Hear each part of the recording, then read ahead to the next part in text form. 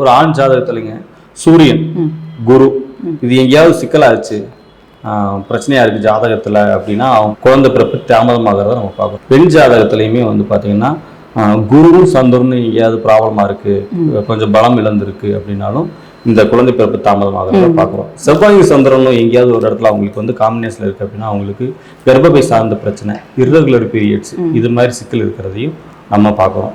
செவ்வாய் சுக்கிரன் இருந்தாலும் கூட அவங்களுக்கு வந்து அதிகப்படியான உதிரப்போக்கு இருக்கிறதையும் நம்ம இது எல்லாமே டிலே பிரெக்னன்சியை தான் சொல்லுது. இது இயற்கையாகவே டிலே ஆகிறது ஒன்று, அவங்களே பிளான் பண்ணியிருப்பாங்க நம்ம வந்து 1 வருஷம் 2 வருஷம் தள்ளி போடலாம் அப்படின்னு. அது அவங்களுடைய எண்ணம், அது நம்ம அந்த அவங்களுடைய பிரைவசிக்குள்ள நம்ம போக வேண்டாம். ஆனால் பொதுவாக ஜாதக ரீதியாக குழந்தை பிறப்பு தாமதமாகிறதுக்கு காரணம் என்ன அப்படின்னா ஒரு ஆண் ஜாதகத்தில் சுக்கிரனும் புதனும் குருவும் எங்கேயாவது சிக்கலாக இருக்கு, ராகுக்கு இதோட கனெக்ட் ஆகிருக்கு அல்லது வந்து வக்கரமாக இருக்கு அப்படின்னா இவங்களுக்கு குழந்தை பிறப்பு தாமதமாகுது.